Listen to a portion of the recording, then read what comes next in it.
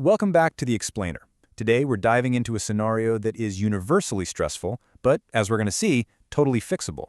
We're looking at the highly structured system for finding lost items while traveling in South Korea. If you've ever traveled abroad, you know keeping track of your stuff is paramount, right? But hey, mistakes happen to the absolute best of us. So today we're using the official source material to build a foolproof triage guide to get your belongings back. I want you to really imagine it for a second. You're navigating this vibrant new city. Maybe you've just stepped off a busy train. The doors slide shut and boom, a cold wave washes over you. You realize you left your bag behind. In that sudden moment of panic, what do you actually do? Your mind's racing, you're in a totally unfamiliar environment, and the clock is ticking. Yeah, that sudden, sinking feeling. Losing your belongings in a foreign country causes some serious cognitive overload. The stress isn't just about the lost item itself, it's about literally not knowing the system to get it back. But here's the really good news. South Korea has an incredibly efficient, digitally organized infrastructure just waiting to help you. You really just need to know which virtual doors to knock on.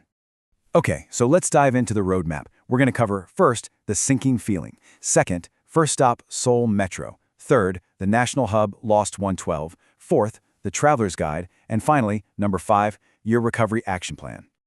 All right, part 1, the sinking feeling.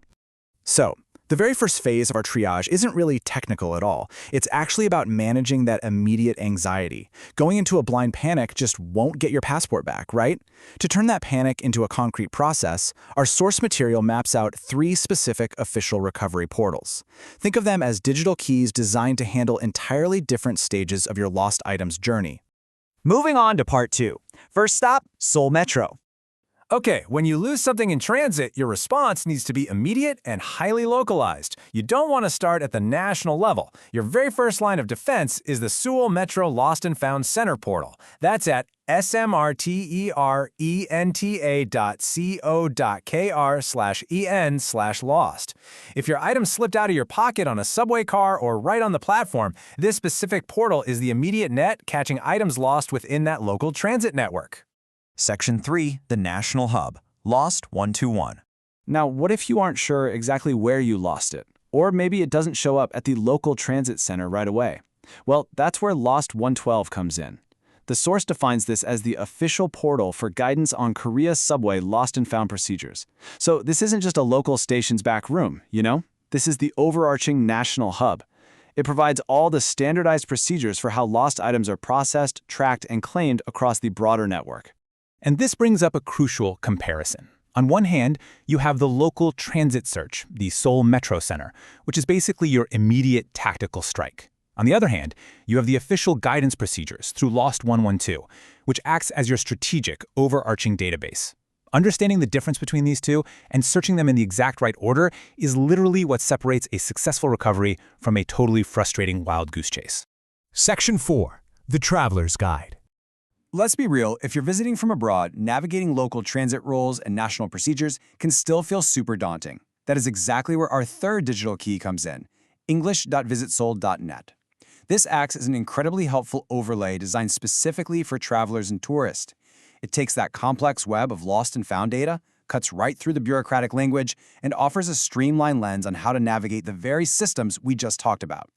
So when you look at how these stack up, these 3 distinct resources operate beautifully as a dynamic toolkit. You've got Seoul Metro functioning as your transit center for a local loss, then you have Lost 112 giving you the official procedures and national guidance, and finally, Visit Seoul curating specific traveler info for tourists. You honestly no longer have to guess where to click, you just match the specific portal to your primary function and audience. Finally, Section 5, your recovery action plan. All right, now it's time to put all these tools together into one practical, chronological flowchart. Step 1, act locally. Check that transit center, the Seoul Metro portal, for immediate losses. Step 2, escalate nationally. Consult the official procedures at Lost 112 to tap into the wider database. And Step 3, contextualize. Utilize the tourist help at Visit Seoul to make sure you're following the absolute best practices tailored for international visitors. Follow this exact flow, and you can systematically navigate the whole shebang. Losing something important abroad is definitely always going to give you that initial sinking feeling. But as we've explored today, the official infrastructure in Korea is incredibly robust and fully ready to help you recover what you've lost. You have the Seoul Metro for that local catch, Lost 112 for the official national procedure, and Visit Seoul to guide you through it all as a traveler. The system is waiting. The only question now is, when the unexpected happens, will you know where to look? Thanks for joining me on this explainer, and hey, safe travels out there.